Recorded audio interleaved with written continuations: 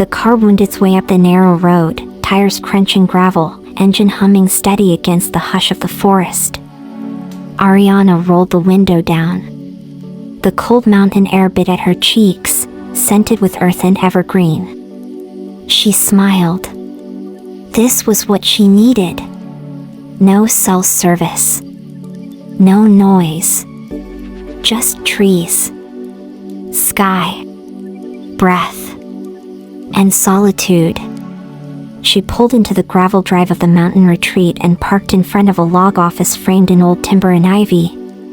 A hand-carved wooden sign hung above the porch, Whispering Pines Lodge, EST 1978. Arianna had booked cabin 12.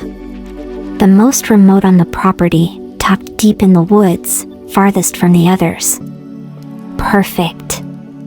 The check-in was quick. The woman at the desk, a kind older soul named Marnie, handed over a map and a key. Cabin 12's a ways off the trail, she warned gently. But the view's worth it. Arianna nodded. That's what I'm hoping for. As she walked back to her car, she noticed something strange, a truck. Parked just past hers. It hadn't been there when she arrived. A man stood beside it, loading a hiking pack into the bed. He was tall, broad-shouldered, dressed in layers of weathered flannel and boots. His beard trimmed, his hands worn like someone used to working with them. Their eyes met, just for a second. He offered a small nod. Respectful. Arianna nodded back, then drove on. Cabin 12 greeted her with creaky steps and the scent of cedar. Inside, it was warm, with a small fireplace, a cozy bed, and windows overlooking the valley. She exhaled. For the first time in weeks, she was alone, not lonely. Not yet. That night, she lit a fire, wrapped herself in a wool blanket, and let a single candle flicker on the wooden table. She didn't know what time it was, time felt different here. So when the knock came at her door, soft but clear, it startled her. She stood, heart quickened. Opened the door. It was him. The man from the truck. He stood under the cabin's awning, wet from mist, holding a folded map in one hand. Sorry to bother you, he said, voice low and kind. My cabin doesn't seem to exist. 14 just ends. Yours was the only one with lights. Arianna blinked, then stepped aside. Come in. Let's figure it out. He hesitated, just a beat, then stepped through the door. Inside, the fire crackled. Shadows danced. He introduced himself. Caleb. She offered her name. Arianna. And then they stood there, two strangers, in a cabin deep in the pines on a night meant for solitude. But perhaps not anymore. He sat across from her now. His hands cradled the mug she offered. Steam rose between them, curling like smoke from a campfire prayer. Caleb had that look about him, like a man who'd lived close to the earth. Quiet. Watchful. Eyes that held weather and memory. I swear I followed the map, he said, chuckling lightly. But either I took a wrong turn, or this mountain's playing games. Arianna smirked. Or maybe you were meant to end up here. It hung in the air for a second too long. The candlelight made everything feel softer, less strange. More intimate. They spoke about small things at first. Where they were from. Why they'd come here. How sometimes the loudest place is inside your own mind, and how nature quiets it. She learned he was a carpenter. Built cabins like this one. Lived out of his truck sometimes, followed forest work. She told him she was a writer. Or trying to be. Writer? he asked, leaning forward. Fiction? She nodded. Romance, mostly. A pause. A smile curled at the corner of his mouth. Then I should warn you. I might end up in your next chapter. Her breath caught. Not because of the words, but because of the way he said them. Casual, sure. But behind that tone, there was something deeper. Curiosity. Permission. Outside, the wind howled. The rain fell harder. But inside, it was calm. Safe. He stood after a while, placing the empty mug down. I should let you sleep, he said. Find my cabin. Or a tree stump. She stood too. Walked with him to the door. And then, on instinct, or maybe fate, she said, you can stay here tonight. On the couch. He hesitated only briefly. Not because he was unsure, but because it meant something. I'd like that, he said softly. That night, they slept only feet apart. Him on the couch, her in the bed, but something between them had changed. It wasn't just two strangers sharing space anymore. It was a spark. A possibility. A quiet beginning. Beneath the pines. He sat across from her now. His hands cradled the mug she offered. Steam rose between them, curling like smoke from a campfire prayer. Caleb had that look about him, like a man who'd lived close to the earth. Quiet.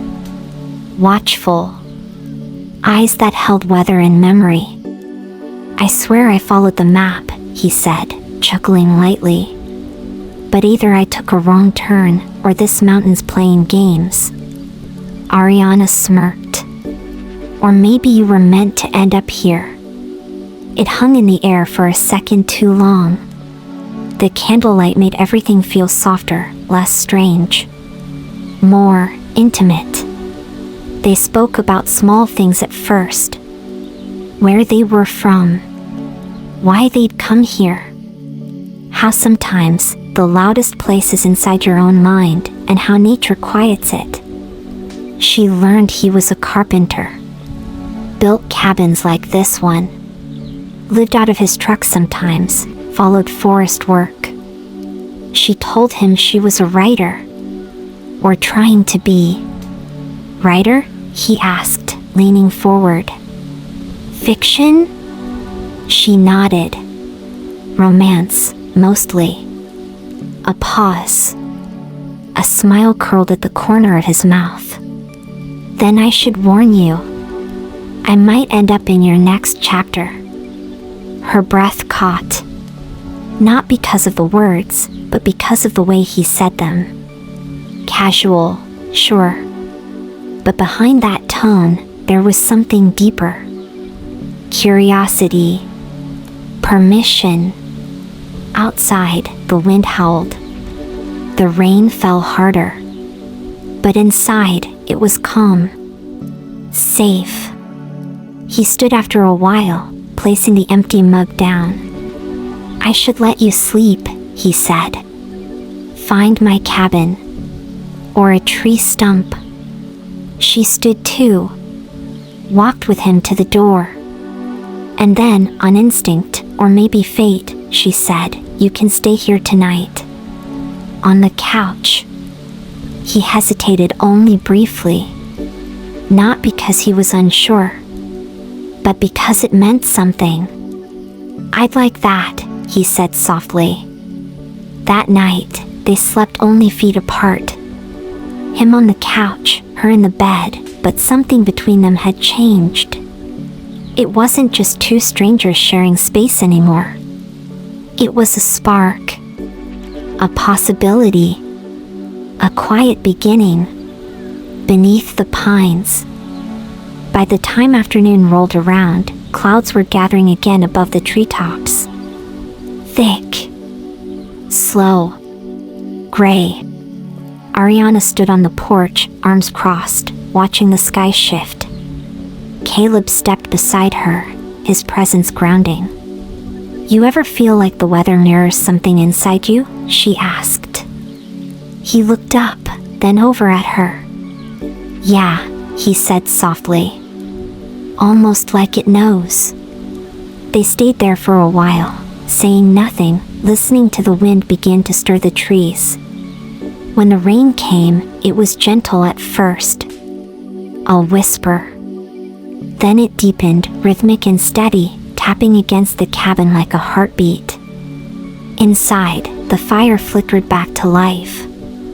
She sat cross-legged on the rug, thumbing through a book, her blanket wrapped around her shoulders. Caleb sat in a nearby armchair, watching her with quiet amusement. "You always this peaceful when it rains?" he asked. She gave a sly smile. "Only when I'm sharing the storm." It was that line that changed something. Something subtle but undeniable. He leaned forward, elbows on knees. "Arianna." She looked up. And suddenly, the room felt too small for the weight of what hung in the air. "I don't know what this is," he continued. "But it feels real. Fast, but real." She didn't answer right away. Instead, she closed her book, rose to her knees, and crawled a little closer. Close enough to feel the heat from the fire. And from him. "I haven't felt this in a long time," she said, voice low. "Maybe ever." They didn't kiss, not yet. But they were close enough to count each other's breaths. He brushed a strand of hair behind her ear, his fingers grazing her cheek.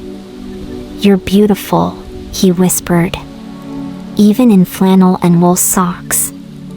She laughed, her smile blooming with the kind of joy that starts in the chest and spreads outward. The storm raged louder outside. Inside, it was quiet, except for the soft crackle of fire. And the wild beating of two hearts finally starting to open. The rain hadn't let up. It was relentless now, sheets of water rolling down the windows, thunder rumbling softly in the distance. Arianna paced the edge of the living room, pretending to be calm. But her chest told the truth. Her heart was tapping, wild and expectant. Caleb sat on the couch, elbows on knees, watching her with a gaze that had grown darker, softer, deeper. "You keep walking like that, you're gonna wear a path in the floor," he said with a crooked smile. She stopped, turned to him slowly, then took one step forward. Then another. Until she was standing right in front of him. "Do you always talk too much when you're nervous?" she asked. He blinked. "Only when the woman in front of me makes it hard to think." Arianna reached for his hand, slow, deliberate. Their fingers tangled, warm and alive. And then she straddled his lap. Just like that. No words now. Her eyes searched his face, for doubt, for hesitation. There was none. Their mouths met like a question and an answer falling into place. It was slow. Gentle. Like the moment had been waiting, just waiting, for both of them to stop running. She kissed him like a woman who hadn't in a long time. He kissed her like a man who'd finally found something worth staying for. Hands explored cautiously at first, palms gliding over arms, backs, waists. And then, bolder. Caleb pulled her closer, fingers threading into her hair, his breath shaky against her neck. "You feel like a dream," he whispered. Arianna pressed her forehead to his. "I don't want to wake up." They didn't go further. Not yet. But their bodies stayed tangled on that couch, kissing, breathing, trembling in each other's arms, until the fire burned low and the storm outside finally began to ease. The fire was low, its embers glowing like coals beneath the hush of the storm's retreat. They hadn't moved much. Arianna still sat on Caleb's lap, her head resting against his shoulder, one arm wrapped lazily around his neck. Their breathing had synced. Slow, even, content. And yet, there was a pulse in the room. A heat. Not from the fire, but from them. Caleb shifted slightly, just enough to look at her. "Are you warm?" he asked. She nodded, but her smile said more. "Burning." Their laughter was soft, almost shy. But his hands weren't anymore. They traced the lines of her back, pressing into the softness at her waist, then trailing upward beneath her sweater. Her skin responded instantly, goosebumps rising, a breath catching. She leaned in and kissed him again. This time with more hunger. More intent. There was no mistaking it now. They weren't just lost in the moment. They were choosing it. Clothes came off slowly, not tossed, but peeled away like secrets. Every inch revealed was touched, kissed, adored. Arianna lay back on the rug beside the fire, her chest rising with anticipation. Caleb hovered above her, fingers sliding down her side, lips tasting the hollow beneath her collarbone. "You sure?" he whispered. She nodded. "I've never been more sure of anything." What followed was no rush. It was worship. They moved like people who knew what it meant to go without, and finally, to have. Her moans were soft at first, then louder, desperate, his name caught in her throat like a prayer. When they collapsed beside each other, slick with sweat and breathless, the world had stilled. Only the crackle of the fire and the sound of their hearts remained. Arianna traced a finger across Caleb's chest. "We were supposed to be strangers," she whispered. He turned to her, kissed her fingertips. "Then let's never be strangers again." The storm was gone. In its place, silence. A heavy, golden quiet, the kind that comes after something has shifted forever. Arianna stirred first. Blankets tangled around her, firelight replaced by soft beams of dawn pushing through the fogged cabin windows. She blinked, not quite ready to move. Not yet. Caleb was still asleep beside her, his chest rising steadily, an arm draped protectively over her waist. His hair was tousled, his lips slightly parted. He looked peaceful. And in that moment, so hers. She traced lazy circles along his shoulder, then leaned in to kiss him softly on the jaw. "Morning," he whispered, voice deep and thick with sleep. "Hey." She smiled, brushing hair from his face. Neither moved much. They just took each other in. Eventually, she sat up, clutching the blanket to her chest. Her skin still tingled in places his hands had been. He followed, pulling on a nearby flannel shirt before stepping into the kitchen. The clink of a kettle. The smell of coffee brewing. Normal sounds. Domestic. And yet, they felt charged now. She wrapped herself in the quilt and joined him by the counter. "So," she began, the word trailing like mist. Caleb handed her a mug. He didn't speak right away. "Finally, I don't regret anything, Arianna. You need to know that." Her eyes dropped to the coffee swirling in her hands. "I don't either. I just..." She exhaled. "I've never done something like this. Let someone in so fast." "Me neither." They stood in silence again. But this time, it wasn't uncomfortable. It was honest. "Can we pretend today isn't the last day?" she asked. Caleb looked at her, eyes soft. Who says it has to be? They didn't talk about the world outside yet. Not about work, not about where she was going next. Instead, they sat at the table, eating oatmeal and holding hands, letting the morning stretch out like a promise neither of them wanted to break. Because for now, they were still beneath the pines, still wrapped in something warm and fragile and real. Later that day, the skies cleared, leaving behind a world washed clean. The pines shimmered with rain still clinging to their needles, and sunlight pierced the mist like golden blades.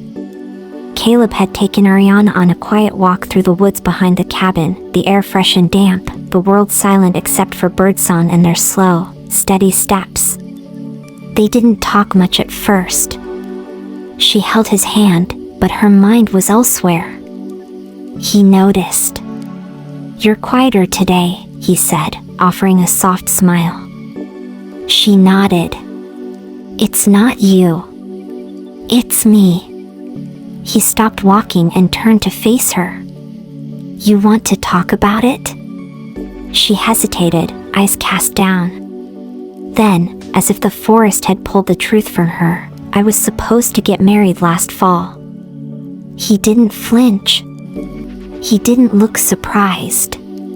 Just waited. She went on. "We were together for 5 years. He was stable, predictable, the kind of man my parents adored." She laughed bitterly. "But I kept waking up next to him feeling like I was sleepwalking. One day, I just didn't show up to the bridal fitting. I booked a flight west instead." "Damn," Caleb said softly. She turned to him, searching his face for judgment. But all he gave her was quiet understanding. "Was it love?" he asked. She shrugged. "Maybe once. But I think I was more in love with the idea of safety." He reached up, brushing a strand of hair behind her ear. "I get that," he said. "I was married. Divorced now, 3 years." Her eyes widened. "She cheated," he added, without bitterness. "And somehow, I still blamed myself." A breeze rustled the leaves overhead. "And now?" she asked. He looked around at the woods, the sunlight, and finally, her. "Now I trust the quiet more than the noise. And I know I want something that feels like this." They stood there for a long moment, no rush, no pretense. A man and a woman with bruised hearts, finding something whole in each other. That night, they didn't make love. Instead, they curled up on the couch with a single blanket, watching old black and white movies on Caleb's ancient DVD player. Arianna's head rested on his chest. His fingers traced her arm lazily, rhythmically. And somewhere between the second and third movie, she whispered, "I think I'm falling." He didn't ask what she meant. He only kissed her forehead and said, "Me too." The cabin was quieter that morning. Not silent, just different. Arianna stood by the window, coffee untouched in her hand. Her eyes traced the line where the trees met the mountain ridge. Caleb watched her from the kitchen. He knew that look. He'd worn it himself, once. "You're not really here anymore," he said gently, leaning against the counter. She turned. "I'm sorry. I didn't mean to be distant." "You're not distant." He walked to her side. "Just somewhere else." She set the mug down. "I fly back to New York in 4 days." There it was. The clock ticking. Not loudly, but loud enough to hurt.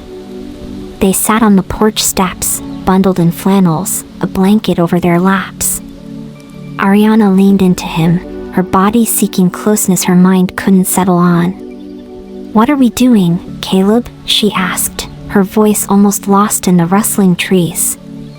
He didn't answer right away. "I'm trying to be present," he said finally. "Trying not to want more than you're ready to give." She looked at him. "Are you falling for me?" He met her gaze without flinching. "I already have." Silence. She stared at her hands, then out into the forest. "I'm scared," she whispered. "Of how much I want to stay. Of how much I don't want to go back to my old life." His voice was low. "Then don't." Her eyes snapped back to his. "You can't just say that like it's simple." "I'm not saying it is. I'm just saying maybe it's worth being brave." They held each other in that silence, the wind wrapping around them like a ghost of everything unsaid. That night, neither of them slept much. Not from passion this time, but from fear. They lay wrapped in each other's arms, hearts thudding out questions neither had answers for. What happens when the flight takes off? What happens if it doesn't? And somewhere around 3 a.m., Arianna whispered, "If I asked you to come back with me, would you?" He pressed a kiss to her shoulder. "I'd follow you anywhere." Arianna stood at the edge of the gravel drive, her suitcase by her side. The car that would take her down the mountain hadn't arrived yet. Caleb leaned against the porch railing, arms crossed, but his fingers tapped restlessly against his sleeve. Neither of them had slept. The sunrise was soft, gold dripping over the hills, turning the mist into liquid fire. But beauty didn't soften the sting of goodbye. "I feel like I'm walking away from the only real thing I've had in years," she said, not looking at him. "You are," he answered. "But you're not walking alone." Her eyes snapped to his. "I meant what I said," he continued. "If you ask me, I'll go. New York, Paris, Mars, doesn't matter. Just don't pretend this was temporary. Don't treat what we have like a weekend dream." A tear slid down her cheek. "I don't want to ask," she whispered. "Because if you come with me, and you hate it, I couldn't live with that guilt." He stepped forward, cupping her face gently. "I won't hate being anywhere if it's with you." The car pulled into the drive. A dusty black SUV. She looked at it, then at him. Her fingers gripped her suitcase handle, knuckles white. "I need time," she said. Caleb nodded slowly. "I'll give you time. But not forever." A pause. "I know." She kissed him, hard, urgent, desperate. And then she was gone. The porch felt empty without her. The bed colder. The silence heavier. But Caleb didn't chase her. He waited. Hoped. Built another fire. Kept her coffee mug on the table where she left it. A week passed. Then 2. And on the 3rd Friday morning, a knock came at the cabin door. Caleb opened it, heart thudding, and there she was. Rain-drenched. Shivering. Breathing hard like she'd run all the way up the mountain. "I made it halfway to the airport and couldn't breathe," she said. "I left my whole life behind. Everything but you." He didn't say a word. Just wrapped her in his arms and held her like she was the only thing that ever made sense. The fire crackled softly as steam rose from Arianna's tea mug. She sat cross-legged on the cabin rug, wrapped in one of Caleb's old flannels, hair still damp from the rain. Outside, the storm had passed, leaving the world smelling like pine and wet earth. Caleb was quiet as he chopped vegetables in the small kitchen, eyes flicking toward her every few moments like he still couldn't believe she was really there. "I left my whole apartment behind," she said, sipping her tea. "My agent thinks I've lost my mind." He smirked, setting a knife down. "Have you?" She looked up at him. "No," she said softly. "I think I've finally found it." That night, they built a meal together, chopping, stirring, tasting, and somewhere between the garlic and the laughter, they created something more than food. They made a rhythm. A life. After dinner, Arianna stood at the sink washing dishes, and Caleb came up behind her, arms slipping around her waist. He kissed her neck, slow and reverent. "I love you," he whispered. She froze for half a second, breath caught in her throat. Then she turned and looked into his eyes. "I love you too." Later, wrapped in flannel sheets in silence, their lovemaking was slow, deeper somehow. Less fire, more warmth. Less hunger, more reverence. She held his face in both hands as he moved inside her, eyes never breaking contact. Every sigh a promise. Every kiss a vow. It wasn't just sex. It was home. The next morning, they took a walk through the woods, their fingers laced tightly. Caleb pointed out wild herbs and hidden paths. Arianna talked about books she wanted to write. Stories inspired by the mountain. By him. They stopped at a ridge overlooking the valley. Arianna pulled out a notebook and sketched the view. "You're really doing it," Caleb said. "Writing again." She smiled. "You're the first place I've ever felt quiet enough to listen to myself." Later that evening, as they sat by the fire, Arianna whispered, "I don't know what happens next. But I know where I want to be when it happens." Caleb leaned his forehead against hers. "Then we're already there." Snow had come early. Not a storm, but a soft, whispering fall that blanketed the mountaintop in white. Arianna woke to the sound of nothing, no wind, no birds, just the silence that snow brings. She rolled over to find Caleb already awake, reading, the morning light dancing on his chest. "You're staring," he murmured, not looking up. "I like the view." He grinned without turning the page. "I can't blame you." They spent the morning doing nothing and everything. Arianna wrote while wrapped in blankets on the couch. Caleb split firewood shirtless outside, snow in his hair. He came back in red-cheeked and laughing, shaking off flakes onto the rug. She caught his face in her hands, kissed the chill from his lips. "Warm now?" "Getting there." They made love in the afternoon, not out of urgency, but out of rhythm. Her laughter mingled with the creak of the bed, his hands tracing constellations down her spine. He didn't rush. Neither did she. The storm that once defined them had passed. In its place was calm, trust, and the slow unfolding of a life shared. That night, they curled up on the couch and watched the snow fall through the window. "I used to think love had to be wild," Arianna whispered. "Messy. Like some kind of test you had to survive." Caleb turned toward her, his hand resting on her thigh. "And now? Now I think love might be this," she said. "A quiet fire. A full belly. You." He didn't answer right away. Just pulled her closer, pressing a kiss to her temple. "Then we've both been wrong before." The snow stayed for days. They fell into a rhythm, slow mornings, shared meals, writing and chopping, making love by firelight. It was simple. It was sacred. But even paradise can stir old doubts. It started one evening when Caleb returned from town, hauling groceries and mail. Arianna found him standing by the counter, staring at a letter.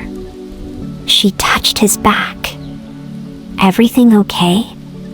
He turned the envelope toward her. It was from his father, a man he hadn't spoken to in almost 10 years. "Didn't expect this," he muttered. Arianna waited, silent. That night, he didn't eat much. He sat by the fire, eyes fixed on the flames. "He wants me to come visit," Caleb said. "Says he's sick. Doesn't say with what." She moved closer. "You'll go?" He shrugged. "I don't know. I came here to get away from all that. But you didn't come here to disappear." That landed heavy in the quiet cabin. The next morning, Arianna brought it up gently over coffee.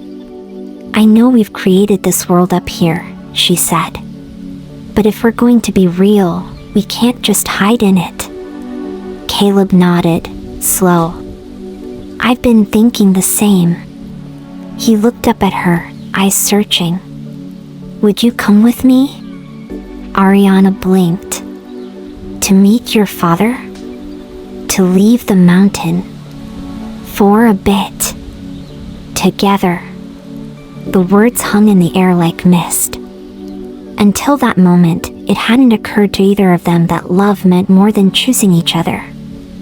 It meant choosing the world together. Arianna reached across the table and took his hand.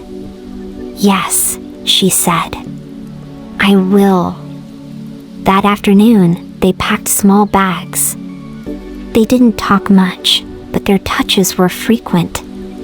Light brushes, lingering glances, a quiet reassurance that the mountain had been a beginning, not a retreat.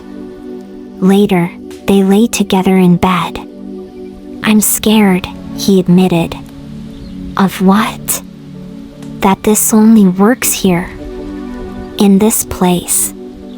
She kissed his chest. "Then let's find out." The drive down the mountain was silent. Not tense, just full.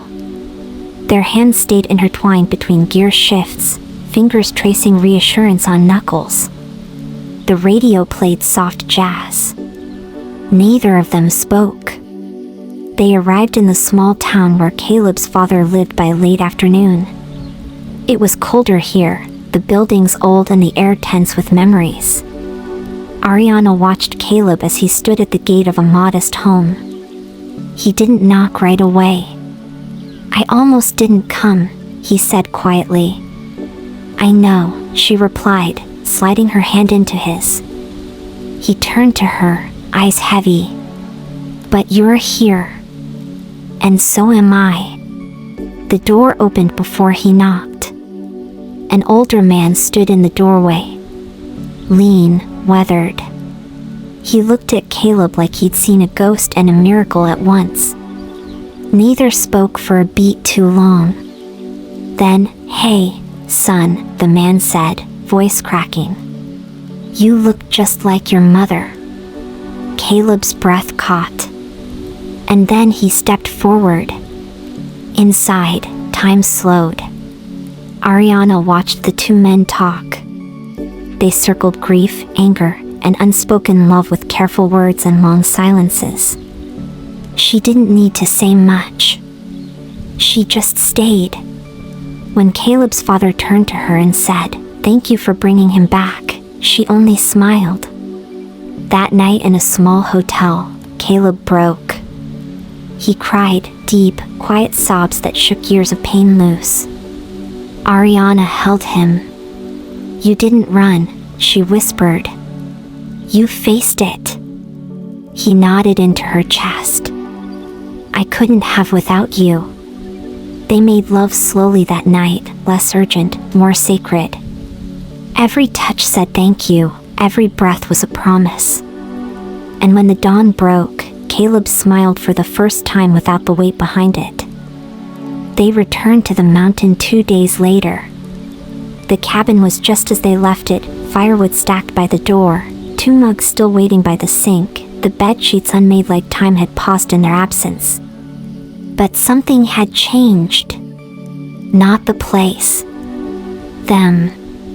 Arianna stood by the window as snow began to fall again. Caleb came up behind her, wrapping his arms around her waist. "I didn't realize how much weight I'd been carrying until it was gone," he murmured. She leaned back into him. "And now?" He kissed her neck, slow. "Now I can breathe." That evening, they lit a fire, made soup from scratch, and read aloud from one of Arianna's favorite books. When the power went out mid-sentence, they didn't even flinch. The candlelight suited them better anyway. Later, lying in bed beneath thick blankets, Caleb turned to her. "Do you ever wonder what we're doing here?"